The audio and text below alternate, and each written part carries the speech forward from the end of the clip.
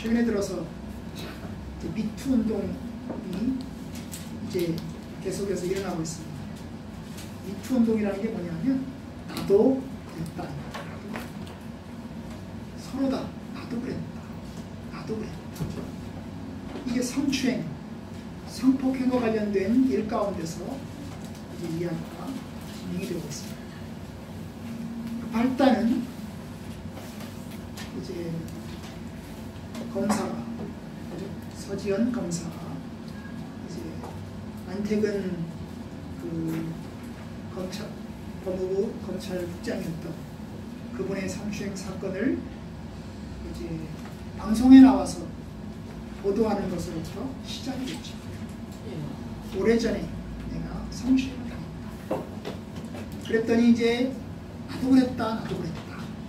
그러면서 이제 유명한 탤런트도 거론이 되고 천주교 신부까지도 거론이 됐습니다. 나도 그랬다, 나도 그랬다. 그럼 어떻게 해야 됩니까? 사과해야죠. 그렇죠? 사과해야죠. 예수 믿는 사람이 그럼 어떨까요? 예수 믿는 사람이 그랬습니다. 그럼 하나님께 기도하고 하나님 내가 잘못했습니다. 내가 나를 용서해 주십시오. 그럼 끝납니까? 하나님께 기도하면 하나님 내 죄 용서해 주십시오. 내가 정말 잘못했습니다. 제가 사람을 죽였고 제가 성추행을 했고 제가 불륜을 저질렀습니다. 하나님 용서해 주십시오. 그럼 끝납니까? 아니죠. 국법에 따라서 처벌을 받아야 됩니다. 조사받아야 되고 변상할 거 변상해야 됩니다. 형사적으로 벌받을 일이 있으면 벌받고 민사적으로 배상할 일이 있으면 배상해야 됩니다. 그죠? 예수 믿는 사람이 하나님께 기도하고 회개한다고 해서 다 끝나는 게 아닙니다. 다 끝납니다. 오늘 바로 그 얘기를 보려고 합니다. 여러분 다윗이 밧세바를 겁탈했지요. 이건 둘이 합의하에 이루어진 불륜이 아니었습니다. 일방적으로 다윗이 자기의 힘으로 남의 아내를 데려다가 겁탈을 시킨 겁니다. 그리고 그 남편 우리아를 죽였습니다. 그죠? 우리아의 그 자기의 범죄를 막기 위해서 결국 그 사람, 그 여자의 남편을 죽였습니다. 그리고 그 여자를 자기의 부인으로 삼았습니다. 이건 악입니다. 6계와 7계를 어겼죠. 살인하지 말아라. 간음하지 말아라. 그 다음에 10번째 계명 탐하지 말아라. 이 3가지 계명을 그가 어겼습니다. 하나님께서 보시기에 다윗의 이 죄는 굉장히 중대한 악이었습니다. 제가 말씀드렸지만 다윗이 부인이 없어서 외로워서 겁탈한 게 아닙니다. 부인은 많습니다. 다윗의 부인이 최소한 6명이나 있습니다. 다윗의 시녀들이 아주 많습니다. 그 시녀들도 자기의 부인으로 데리고 지내면 됩니다. 그런데도 남의 부인을 겁탈했습니다. 그리고 그 남편을 죽였습니다. 하나님 보시기에 이것은 큰 악이었어요. 그리고 시간이 흘렀습니다. 아기가 태어났어요. 그 밧세바가 임신을 해서 그 아기가 태어났습니다. 바로 그 태어났을 때 이제 하나님께서 선지자 나단을 보내십니다. 죄를 짓자마자 바로 보낸 게 아니고 죄를 짓고 나서도 여러 달이 지나서 1년쯤 지나서 이제 하나님께서 나단 선지자를 보내서 나단의 죄를 지적하셨죠. 우리가 지난 시간에 보았던 것이 그것입니다. 당신이 그 사람이라. 당신이 그 사람이라. 당신이 그 죄인입니다. 그 나쁜 짓을 저질린 악당입니다. 그 이야기를 했습니다. 하나님의 중대한 죄를 지적을 했습니다. 다윗이 그 나단의 책망을 듣고 할 수 있는 것 둘 중에 하나입니다. 나단의 죄를 지적하는 것을 거절하든지 거부하든지 아니면 받아들이든지 둘 중에 하나죠. 그런데 어떻게 합니까? 나단은 받아들이죠. 받아들여요. 그리고 13절에 이야기를 합니다. 오늘 읽은 13절에 자기의 죄를 고백합니다. 내가 여호와께 죄를 범하였노라. 내가 여호와께 죄를 범했다.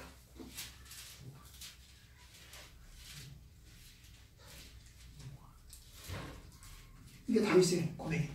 인정한 거예요. 내가 여호와께 죄를 범하였노라. 내가 죄를 다 저질렀다. 6개도 범했고 7개도 범했고 10번째 기명도 내가 다 오겠다. 내가 여호와께 큰 죄를 저질렀다. 그리고 하나님께 회개합니다. 오늘 말씀은 회개한 이후의 이야기입니다. 지난번까지 본 것이 회개하기 과정을 이야기한 것이고 오늘은 회개한 다음의 상황을 보도록 하겠습니다. 회개하자 하나님 어떻게 하십니까? 용서하셨습니다. 13절 후반부 나단이 다윗에게 말하되 여호와께서도 당신의 죄를 사하셨나니 당신이 죽지 아니하려니와. 여호와께서 당신의 죄를 사하셨습니다. 용서해 주셨습니다. 그 이야기를 합니다. 아니 다윗이 그 얘기를 하자마자 내가 여호와께 죄를 범했다 그 얘기를 하자마자 나단이 하나님이 당신의 죄를 용서하셨습니다. 아니 어떻게 이게 즉각적으로 이야기할 수 있어요? 이 사이에 뭐가 빠진 것 같지 않아요? 아니 그러면 나단이 하나님한테 가서 물어보고 아니 다윗이 지금 하나님께 죄를 범했다고 회개했습니다. 하나님 어떻게 해야 되겠습니까? 그럼 하나님이 용서했다. 이렇게 이야기를 해가지고 전달해야 되는 거잖아요. 그죠? 그런데 다윗이 내가 여호와께 죄를 범했다 라고 이야기를 했으니까 하자마자 바로 나단이 하나님이 당신의 죄를 용서하셨습니다. 고해성사하는 겁니다. 이게 고해성사. 천주교에서 말하는 고해성사하는 거랑 똑같은 거야. 그죠? 바로 용서했다는 거야. 아니 어떻게 그렇게 할 수가 있습니까? 여러분 여기에 뭐가 전제가 되어 있냐 하면 하나님이 나단을 보내실 때 나단 선지자를 다윗에게 보내실 때 하나님은 용서할 것까지 다 전제하고 보내십니다. 다윗이 고백하면 내가 잘못했다고 고백하면 용서해 주는 것까지 전제하고 보낸 거예요. 그렇죠? 그렇지 않고서 어떻게 감히 나단이 함부로 하나님이 죄를 용서했다고 하는 이야기를 할 수가 있겠어요? 그죠? 하나님께서는 나단을 선지자를 보낼 때 만약에 다윗이 고백하면 잘못했다고 사과하면 잘못했다고 하나님 앞에 호소하면 용서해 줘라. 네가 그것까지 해라. 그 이야기를 하신 겁니다. 그래서 다윗이 하나님께 내가 여호와께 죄를 범했다고 고백하자 나단이 바로 즉각적으로 당신이 죄를 용서하셨습니다 라고 이야기하신 겁니다. 그러니까 책망의 메시지와 용서의 메시지를 같이 보내신 겁니다. 하나님께서 나단을 보내실 때 한편으로 책망, 한편으로 용서 이 두 가지를 같이 보내시는 겁니다. 받아들이면 그 책망을 받아들이면 하나님께 용서를 입을 것이고 받아들이지 않으면 용서를 얻지 못하고 결국 하나님의 징벌을 받을 수밖에 없다는 거예요. 그렇죠. 여러분 우리에게 예수 그리스도를 보내셨을 때 그리고 예수 그리스도의 메시지를 주셨을 때 그걸 받아들이면 용서가 우리에게 주어지고 받아들이지 않으면 하나님의 징벌이 우리에게 있는 겁니다. 이 두 가지가 전제하고 있어요. 그러니까 메시지를 전한다는 말은 하나님의 메시지를 전한다는 말은 그걸 받아들이느냐 받아들이지 않느냐 그것에 따라서 그거에 따른 결과까지 우리가 감수한다는 것을 의미하는 것입니다. 다윗은 하나님의 그 책망의 메시지를 즉각적으로 수용을 했습니다. 지난 1년 동안 다윗은 매우 고민하고 있었습니다. 그렇지 않겠어요? 편안히 발 뻗고 잤겠습니까? 아닙니다. 비록 겉으로는 아무렇지 않았지만 그의 속으로는 굉장히 마음속에 불안함이 있었습니다. 그런데 하나님의 책망의 메시지가 오자 그는 즉각적으로 하나님께 회개합니다. 이게 하나님의 은혜죠. 하나님이 손 벌리고 즉각적으로 다 용서하십니다. 인간이 타락하고 난 다음에 하나님이 먼저 나섭니까? 사람이 먼저 나섭니까? 하나님이 먼저 나서시죠. 그리고 그 사람에게 예수 그리스도를 계획하는 작정을 하십니다. 그리고 또한 하나님께서 가인과 하와에게 가죽옷을 지어 입혀주십니다. 그것은 하나님께서 아담을 용서하실 것을 보여주신 것입니다.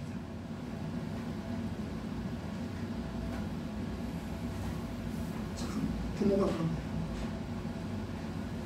자식이 부모를 사랑할까요? 부모가 자식을 사랑할까요? 응? 부모가 자식을 사랑합니다.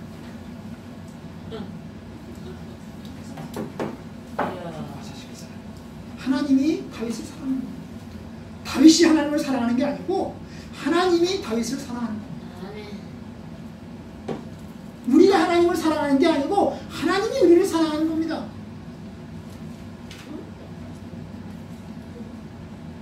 여러분, 그리고 용서하시죠. 그러면서 이야기합니다. 이 일로 당신이 죽지 아니하려니. 여러분, 이 일로 당신이 죽지 않는다는 말은 하나님 자신이 율법을 어기는 거예요. 율법에 뭐라고 써 있습니까? 다른 사람의 아내를 건드리는 자는 죽여라. 이게 율법입니다, 여러분. 신명기서의 22장의 율법은 뭐냐면 남자가 남의 아내와 통간하면 남자도 죽이고 여자도 죽여라. 이게 하나님의 율법입니다. 둘이 합의하에 통간하면 남자도 죽이고 여자도 죽여라. 근데 만약에 남자가 들판에서, 사람이 없는 들판에서 완력을 써서 강제로 여자를 성추행하면, 성폭행하면 그 남자는 죽여라, 여자는 살려주고. 이게 하나의 법입니다. 그러면 어떤 상황에서든지 다윗은 죽을 수밖에 없습니다. 여러분, 사람을 죽인 자는 죽여라 그랬습니다. 사람을 죽인 자는 죽여야 되고 다른 사람의 아내를 겁탈하는 자는 죽여야 됩니다. 이게 하나님의 율법이요. 창세기부터 신명기사에 나온 하나님의 율법이요. 그런데 하나님은 다윗에게 지금 뭐라고 얘기합니까? 이 일로 당신은 죽지 아니하려니와. 이 일 때문에 당신은 죽지 않습니다. 하나님 자신이 율법을 어기는 겁니다, 여러분. 하나님 자신이 율법을 어겨요. 그리고 살려줍니다. 하나님은 뭐가 됩니까? 아니, 법대로 해야지. 법대로. 하나님의 율법이 죽이는 것이면 그가 설령 잘못했다고 고백하더라도 죽여야 되지 않겠어요? 그런데 살려줍니다. 이 일로 당신은 죽지 않을 것입니다. 내가 당신을 용서했어. 다윗이 하나님이 당신을 용서했어. 그러니 당신은 죽지 않을 것입니다. 하나님이 다윗을 용서하신 거예요. 율법을 어겨가면서. 그러니까 여러분, 복음이라는 것은 율법을 어기는 것입니다. 율법의 말씀이 있습니다. 하나님의 율법을 어긴 자는 심판을 받을 수밖에 없습니다. 너는 나 외에 다른 신을 섬기지 마라 부터 시작해서 맨 마지막 탐하지 마라까지 10가지 계명을 주셨는데 그 10가지 계명을 다 지킬 수 있는 사람은 아무도 없습니다. 우리는 그 어느 것에든지 걸립니다. 제가 이야기하잖아요. 10계명에서 가장 어려운 계명이 몇 번째라고요? 10번째라고요. 10번째라고. 왜요? 10번째는 마음의 계명입니다. 첫 번째부터 시작해서 9번째까지 행동이라고 해서 행동이 안 할 수 있지요. 우상 안 만들 수 있고 절 안 할 수 있고 그쵸? 살인 안 할 수 있고 가능하지 않을 수 있어요. 그런데 10번째는 뭐예요? 마음이 마음. 탐하지 마라. 여기서 다 걸립니다. 그러면 그 율법의 규정에 의하면 하나라도 예외 없이 모두 다 하나님의 심판을 받을 수밖에 없습니다. 모두가 다 하나님의 심판을 받아 지옥의 운명으로 떨어질 수밖에 없습니다. 그런데 예수 그리스도를 통해서 우리에게 구원의 길을 주십니다. 예수 그리스도를 믿은 사람에게는 생명의 은혜를 주십니다. 하나님 자신이 율법을 어기는 겁니다. 하나님 자신이 율법을 어겨요.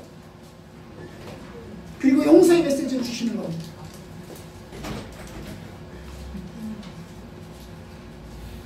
이게 죄가 됩니다. 이 일로 당신은 죽지 않아요.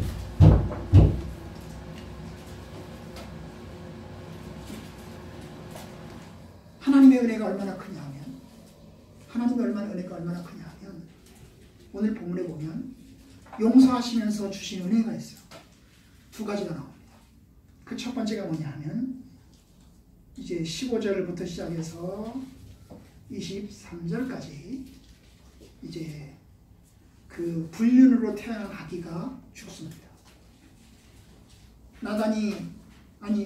다윗이 이 우리아의 아내 밧세바와 겁탈하면서 임신이 됐습니다. 그 임신한 아기가 태어났습니다. 그 임신한 아기가 태어나자마자 죽습니다. 다윗이 그 아기를 살려달라고 금식하고 그 아기를 살려달라고 엎드려서 하나님께 간구합니다. 그런데도 그 아기가 죽습니다. 그런데 여러분, 이 아기가 죽는 것도 하나님의 은혜입니다. 왜요? 이 아이가 만약에 살아있다고 칩시다. 살아서 계속 살아간다고 칩시다. 그러면 그 아기를 볼 때마다 뭘 생각할 거예요? 뭘 생각할까요? 겁탈한 것이 생각나. 우리 아를 죽인 것이 생각이 날 거예요. 그죠? 그 아기를 볼 때마다 그 아기를 커가는 것을 계속 볼 때마다 뭐가 생각나요? 우리 아가 생각이 나고, 그리고 내가 겁탈한 것이 생각이 날 거예요. 다윗에게. 그런데 하나님께서 그 어린 아기를 죽였습니다. 그 어린 아기를 데려가셨습니다. 사실 아기가 죽는 것은 당장은 슬프고 아쉬운 일이지만 하나님의 사건을 다 덮으신다는 뜻입니다. 하나님이 다 덮으신다. 내가 용서한다. 하나도 기억하지 않겠다. 너도 기억하지 마라. 생각하지 마라. 내가 그 아기를 데려간다. 비록 그 슬픈 일이긴 하지만 내가 그 아기를 데려간다. 나는 다 잊겠다. 너도 잊으라. 너도 잊어라.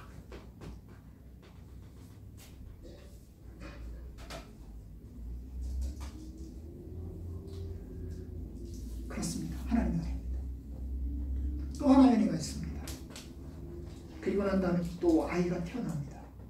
그 아기가 죽고, 그 겁탈에서 불륜으로 생긴 아기가 죽고, 또 다른 아기가 태어납니다. 그런데 또 다른 아기 이름이 뭐라고요? 솔로몬이라. 24절 25절 다 같이 시작. 다윗이 그의 아내 밧세바를 위로하고 그에게 들어가 그와 동침하였더니 그가 아들을 낳으매 그의 이름은 솔로몬이라 하니라. 여호와께서 그를 사랑하사 선지자 나단을 보내 그의 이름을 여디디아라 하시니 이는 여호와께서 사랑하셨기 때문이다. 밧세바가 굉장히 그 아기가 죽은 일로 스트레스를 많이 받은 것 같죠. 그래서 낙심이 됐어요. 그런데 다윗이 이제 아내를 위로합니다. 밧세바를 위로합니다. 그랬더니 아기가 생겨났어요. 그리고 아들을 낳았습니다. 그 아들이 이름이 솔로몬이요. 그런데 놀라운 사실이 또 있습니다. 여호와께서 그를 사랑하사. 여기서 그는 누구예요? 솔로몬이죠. 그 새로 태어난 아기를 하나님께서 사랑하셨어요. 선지자 나단 선지자를 보내서 그 아기 이름을, 솔로몬의 이름을 뭐라고 불렀다고요? 여디디아라고 부릅니다. 여디디아란 하나님의 사랑을 입는다는 뜻이요. 하나님의 사랑을 입었다는 뜻이요. 그러니까 하나님이 그 아기를 사랑하셨다.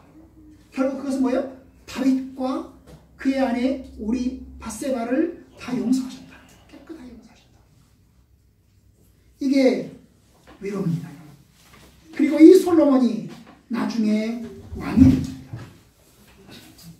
여러 명의 부인이 있고 그 여러 명의 부인들에게는 아들들이 있습니다.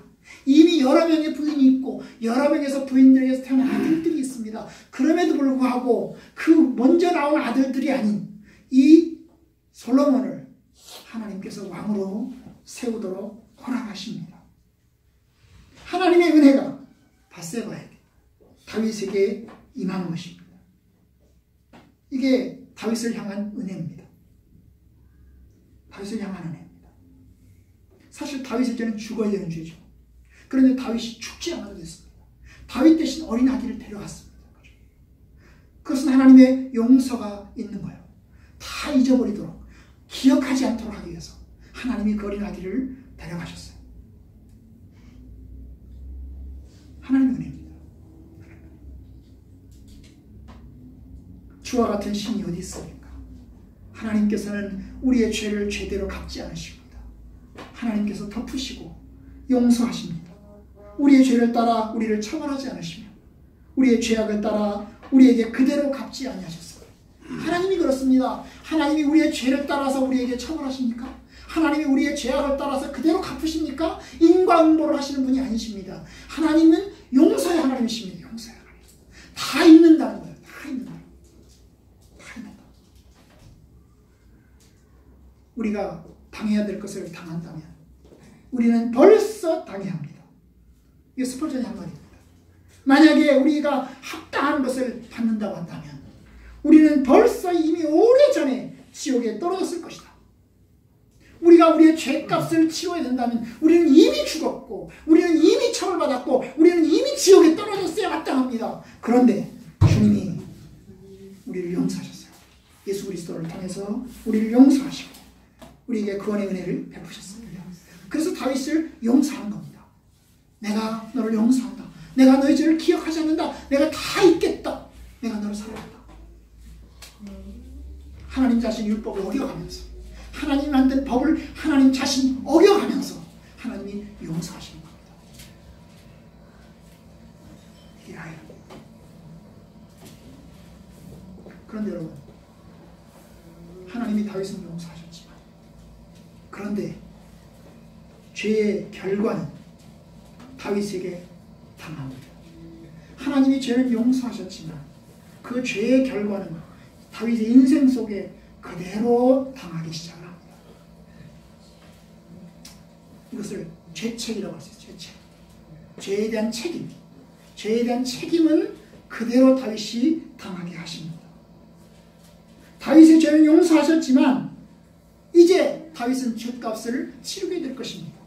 하나님 앞에서의 죄는 용서받았지만 이제 사람들 앞에서의 죄값은 치르게 될 것입니다. 여러분, 구약성경에 보면 제사가 5가지가 있습니다. 레위기서에 보면 제사가 5가지가 있죠. 기억나세요? 뭔지? 첫 번째가 뭐예요? 번제, 소제, 화목제, 속죄제, 속건제. 이 5가지 제사예요. 그죠? 5가지 제사죠. 레위기서 1장부터 시작해서 7장까지 나와 있는 내용이에요. 5가지. 번제, 짐승을 잡아서 하나님께 바치는 거죠. 불태워서 전체를 다 바칩니다. 그죠? 하나님께 나를 헌신한다는 뜻입니다. 소제, 번제와 함께 드리는 제사인데 곡식을 바치는 제사입니다. 곡식으로 떡을 만들든지 밀가루로 해가지고 반죽을 해가지고 하나님께 불을 태워서 하나님께 바칩니다. 역시 헌신의 제사입니다. 하나님, 내 자신을 드립니다. 화목제, 이건 하나님과 관계가 좋을 때 하는 겁니다. 내가 하나님과 관계가 좋습니다. 평상시에 내가 하나님께 바치는 제사입니다. 하나님과 더 친해지기 위해서 바치는 제사, 화목제. 이 화목제의 특징은 뭡니까? 재물을 다 바치지 않고 일부는 바치고 일부는 먹습니다. 둘러앉아서 같이 먹어요. 평화의 뜻으로, 하나님과의 평화의 뜻으로 음식을 먹습니다. 재물을 먹습니다. 죄와 관련된 제사가 2가지가 있어요. 그것이 속죄제하고 속건제입니다. 죄와 관련된 것입니다. 이 속죄제는 하나님께 바치는 제사예요. 하나님, 내 죄를 용서해 주십시오. 내가 잘못했습니다. 그러면서 하나님께 바치는 제사가 속죄제입니다. 이 속죄제의 제물은 2마리예요. 한 마리는 잡아서 죽여서 피를 받아서 그 피는 제단에 뿌리고, 그리고 제물은 불태우고, 그리고 다른 한 마리는 어떻게 해요? 다른 한 마리는 풀어져서 저기 밖으로 나가서 짐승의 밥이 되도록 그냥 내버려 두는 것입니다. 이게 이제 속죄입니다. 하나님께 내 죄를 용서해 주십시오. 이 염소가 나의 모든 죄를 짊어지고 떠돌아다니다가 고통 가운데 죽어가도록 하는 겁니다. 그런데 마지막 죄, 속건제. 이 속건제가 특별히 오늘 말씀과 관계가 있어요. 이 속건제는 배상과 관련된, 내가 사람들에게 잘못했을 때, 내가 성전의 계명을 파손했을 때 어떻게 할 것이냐. 내가 하나님 잘못했습니다. 내가 용서해 주십시오 하면 끝나느냐? 아닙니다. 어떻게 합니까?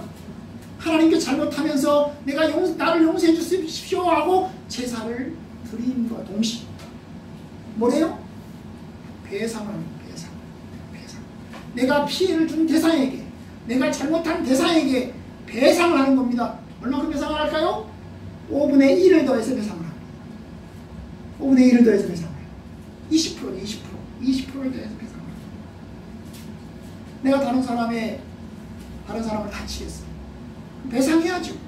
하나님께 내가 잘못했습니다. 용서해 주십시오 라고 고백하고, 그리고 그 사람에게는 배상을 해야 됩니다. 이것이 속건제. 바로 다윗이 모습이 그렇습니다.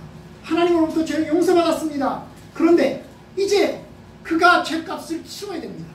이 세상에 살아있는 동안에 죄값을 치러야 됩니다. 지옥은 안 가도 됩니다. 하나님의 징벌을 안 받아도 됩니다. 무서운 죄악의 그 심판을 안 받아도 됩니다. 하지만 그 죄를 지은 것에 대한 값은 치러야 됩니다. 그 죄값이 뭐예요? 그 죄값이 어린아기가 죽는 것.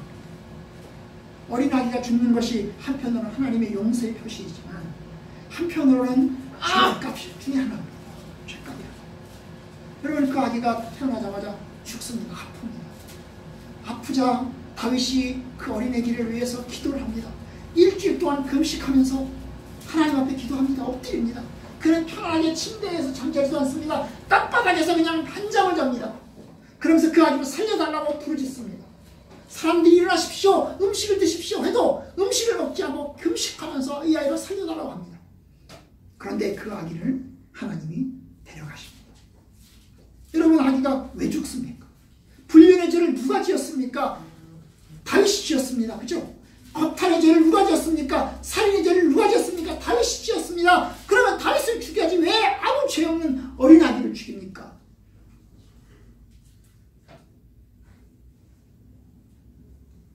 다윗은 깨달았어요. 이 아이가 아픈 것이 자기 죄라는 걸 알았어요.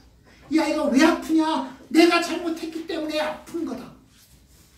그래서 하나님 앞에 엎드리는 겁니다. 하나님, 나 잘못했습니다. 내가 잘못했습니다. 나의 죄 아닙니까? 하나님이 죽이려면 나를 죽이지 왜 이 아이를 아프고 이 어린아이를 데려가려고 합니까? 데려가려고 합니까? 이야기하는 거예요. 여러분, 이미 하나님께서는 어린아기를 죽이기로 작정을 했습니다. 14절, 아기가 아프기 전에 이야기를 합니다. 14절, 이 일로 말미암아 여호와의 원수가 크게 비방할 거리를 얻게 하셨으니 당신이 낳은 아이가 반드시 죽으리라. 당신의 아이는 반드시 죽을 겁니다. 당신이 금식해도 죽을 것이고 기도해도 죽을 것이고 반드시 죽어야 됩니다. 죽을 수밖에 없습니다.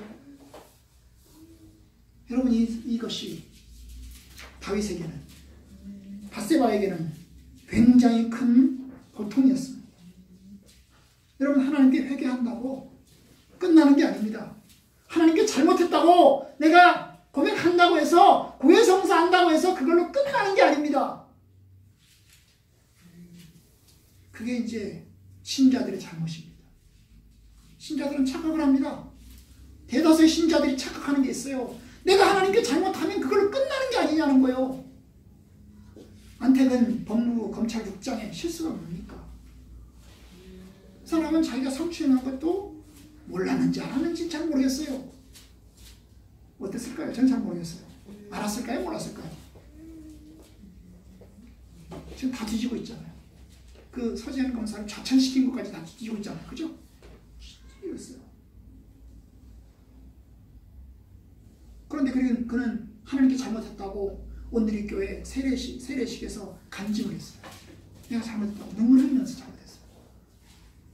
그런데 서지현 검사는 그것을 분노했어요. 아니, 사과를 하려면 나한테 해야지. 나한테 잘못했다고 해야지. 왜 하나님한테 잘못했다고 하고 덮냐고. 나는 별로 큰 힘이 없습니다. 그러지 덮냐고. 신자들이 잘못이에요. 신자. 하나님께 잘못하면 다 끝나는 줄로 착각하는 겁니다. 영화 밀양의 전도연이 나오는 영화입니다. 그런데 여러분, 이 밀양에서 보면 뭡니까? 어떤 사람이 사람을 죽여요. 그리고 교도소에 갔습니다. 그래가지고 밀양으로 내려가죠. 교도소로 내려갑니다. 내려가는데 이 감옥에 있는 이 사람 전혀 양심의 가책도 없는 거예요. 피해자가 왔으면, 그죠? 피해자가 왔으면 미안하다. 내가 잘못했다. 내가 참 죄인이라고. 날 용서해달라고. 이미 하나님한테 회개하고 용서받았을지 모르겠지만 피해자가 왔으면 내가 잘못했다고, 나를 좀 이해해달라고, 용서해달라고 해야 될 거 아니에요. 이 사람이 용서해 주려고 내려간 거예요. 만나보고 그 사람이 사죄하면 용서해 주려고 내려간 겁니다. 그런데 이 감옥에서 만났는데 이 사람 하나도 잘못한 반성이 하나도 반성하는 기색이 없는 거야. 오히려 나는 하나님한테 다 회개해서 하나님 용서 다 받았다는 거야. 기쁘다는 거야. 감옥에 있는 사람 기쁘다는 거야. 나는 하나님한테 회개해서 하나님이 용서한 내 죄를 다 용서해 주셔가지고 기쁘다는 거야. 아무런 양심의 가책이 없는 겁니다. 이것에 분노합니다. 이게 구원파요. 구원파가 그래. 구원파가 사입이죠. 사입 구원파가 그래. 하나님한테 회개하고 내가 용서 다 받았다는 거야. 이미 과거의 지은 죄, 현재의 지은 죄, 미래의 지은 죄까지 다 용서했다는 거예요. 용서받았다는 거예요. 그러니 내가 뭐 하나님한테 다 끝났지. 사람들에게 무슨 배상을 하고 내가 무슨 양심의 가책이 있어요. 하나도 없어요. 구원받은 기쁨만 있어. 용서받은 기쁨만 있어. 여러분, 이건 하나님의 뜻이 아닙니다. 하나님의 뜻이 아니에요. 다윗이 밧세바 사건을 끝내고 난 다음에 그가 평안함 속에서 인생을 살았습니까? 아닙니다, 여러분. 아니에요. 왜요? 하나님께서 다윗에게 징벌을 하십니다. 징벌하셔요. 당신의 죄를 용서하실 것이 용서해 주십니다. 하지만 14절 말씀대로 여호와의 원수가 비방할 거리를 얻게 하셨습니다. 하나님의 원수는 당신의 원수들이 당신을 꼬투리 잡고 계속해서 물고 늘어질 일이 생겼습니다. 무슨 일만 생기면 너 그랬잖아. 너 옛날에 그랬잖아. 너 밧세바 건드렸잖아. 너 밧세바 우리 아들 죽였잖아. 계속 걸고 넘어질 일이 생길 거라는 거예요. 일평생 동안 그게 갑니다. 여러분, 가요. 그러면서 하나님이 다윗에게 두 가지를 징벌하시잖아요. 첫 번째가 뭐였어요? 칼이 너의 집을 떠나지 않을 것이다. 칼이 너의 집을 떠나지 않을 것이다. 네가 우리아를 죽였기 때문에, 사람을 죽였기 때문에 너의 집안이 칼이 떠나지 않을 것이다. 네가 밧세바를 건드렸기 때문에 너의 아내들이 겁탈당할 것이다. 이게 다윗에게 하신 징벌입니다. 징벌. 너는 은밀히 밧세바를 건드렸지 모르겠지만 나 여호와는 공개적으로 너희 아내들이 겁탈당하게 만들 것이다. 이게 하나님이 다윗에게 주신 징벌입니다. 여러분, 이 일은 그대로 이루어집니다. 이제 13장부터 시작해서 다윗이 죽을 때까지, 13장이 다음 장이죠, 그죠? 13장부터 시작해서 다윗이 죽을 때까지 이 두 가지, 칼이 내 집을 떠나지 않을 것이다. 너희 아내가 백주대라게 겁탈을 당할 것이다. 그러한 엄청난 고통이 너에게 찾아올 것이다 라고 약속하셨는데 그 약속이 그대로 이루어지는 과정입니다. 13장부터 사무엘까지 다 나와요. 다 나와.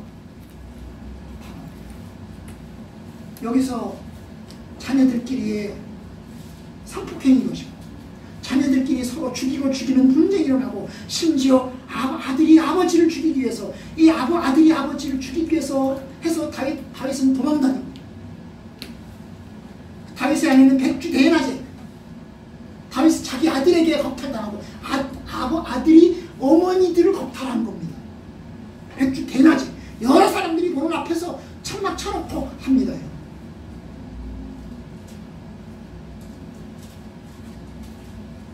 다윗의 점이 용서받았죠. 그런데 끝난 게 아니에요. 세상 법도대로 그대로 탔습니다. 그대로. 용서받으면 처벌도 끝나고 그냥 다 끝난다 생각하지 마세요.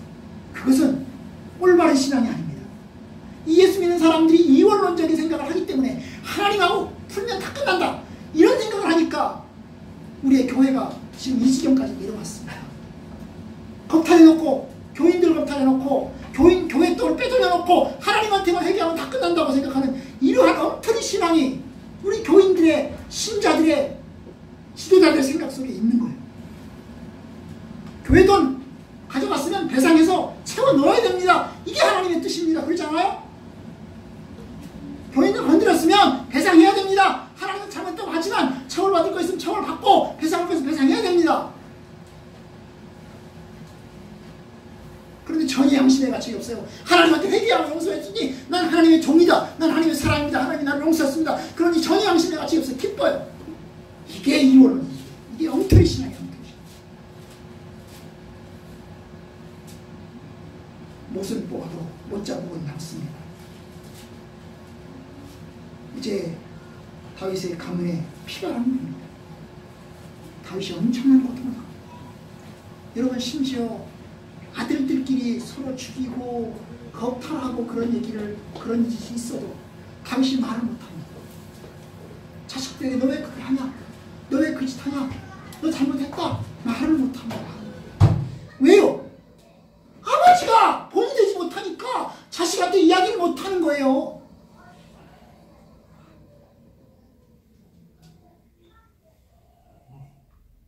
다윗이 잘했으면 아버지의 권위로 너네들 그렇게 하지 마, 그건 잘못했어 라고 이야기할 수 있을 텐데 말을 못해.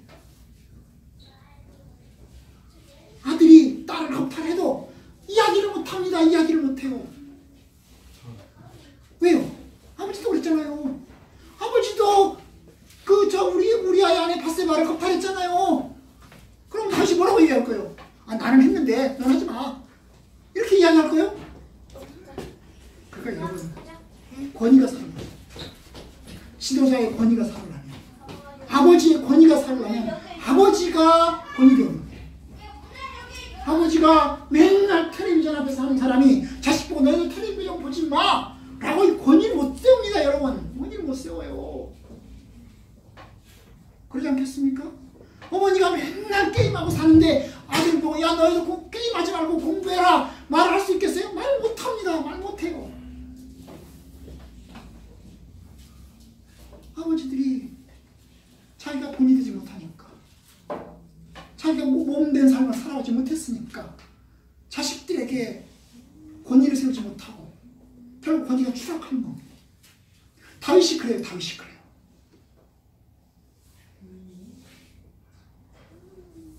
여러분, 용서는 받습니다. 천국에는 갑니다. 하나님에게 용서는 받아서 천국에는 갑니다. 그런데 세상에서의 죄값은 치릅니다. 추락합니다. 영웅은 되지 못합니다. 권위는 상실합니다. 당해야 됩니다. 어쩔 수 없습니다. 여러분, 오늘 말씀 보도록 합시다. 마태복음 5장을 보면서 마치도록 하죠. 이게 이제 하나님과 사람과 관련된 이야기인 것입니다. 마태복음 5장은 23절, 24절을 다 같이 찾아서 읽도록 합시다. 23절, 24절을 다 같이 읽어보죠. 다 같이 시작! 그러므로 예물을 제단에 드리려다가 거기서 내 형제에게 원망 들을 만한 일이 있는 것이 생각나거든 예물을 제단 앞에 두고 먼저 가서 형제와 화목하고 그 후에 와서 예물을 드려라. 이게 이제 하나님과의 관계에서 또 사람과의 관계에서 어느 것이 먼저냐 하는 겁니다. 하나님한테 내가 예물을 드리려고 합니다. 하나님한테 예배 드리려고 합니다. 그런데 예배 드리려고 보니까 뭐가 생각이 나요? 내가 사람들에게 잘못한 게 생각이 나는 거예요. 그러면 어떻게 하라는 겁니까? 사람에게 가서 먼저 화해하고 내가 잘못했다고 이야기하고 그리고 여러 가지 화평을 만들어 놓고 그리고 와서 하나님한테 화평의 관계를 가져라고 말입니다. 먼저 가서 형제와 화목하고 그 후에 와서 예물을 드려라. 이게 하나님의 법도.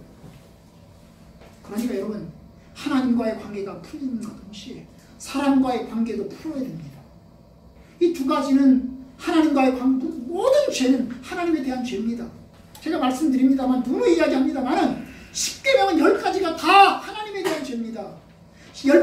첫 번째부터 네 번째는 하나님에 대한 죄요. 다섯 번째부터 열 번째까지는 사람에게 대한 죄다. 아닙니다, 여러분. 첫 번째부터 시작해서 10번째가 다 하나님에 대한 죄입니다. 살인도 하나님에 대한 죄이고, 간음도 하나님에 대한 죄고, 거짓 증거도 하나님에 대한 죄입니다. 부모를 공경하지 않는 것도 하나님에 대한 죄입니다, 여러분. 하나님에 대한 거예요. 그러나 하나님에 대한 것으로 끝나는 게 아니에요. 사람과의 관계가 또 있는 겁니다. 사람에게 가서 내가 잘못했다. 시어머니 되신 분들이, 며느리 되신 분들이, 사회된 분들이요, 장인된 분들이, 여러분, 사람과의 관계도 풀으시고, 사람과의 관계. 내가 하나님과의 관계만 좋다, 그것으로 끝! 뭐 천국은 가지요. 천국은 갑니다. 내가 내 죄를 하나님께 고백했으니 주님께서 나의 죄를 용서하셔서 천국은 갈는지 모르겠어요. 그러나 그건 올바른 신앙이 아닙니다. 올바른 신앙은 사람과의 관계도 풀어야 됩니다. 풀어야 됩니다. 풀 수 있으면 풀어요. 그래서 화목하고 죄값을 치를 건 치르고 내가 배상할 건 배상하고 하시면 됩니다. 혹시 여러분 가운데 그거 못하신 분 계실까요? 하나님한테는 용서받았는데 사람들에게 내가 배상하지 못한 게 있나요? 다른 사람 거 띄어먹고 못 준 게 있나요? 그럼 배상하세요. 잘못했다고 하세요. 그렇게 하셔야 됩니다. 그것이 하나님의 뜻입니다. 하나님의 뜻입니다.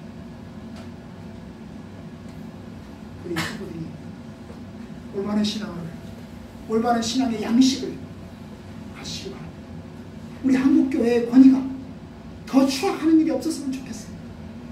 하나님의 뜻 안에서 교회는 이런 곳이다, 하나님의 뜻은 이런 것이다, 그것을 확실하게 조금 잘 보여줄 수 있는 그런 모습이 됐으면 좋겠어요.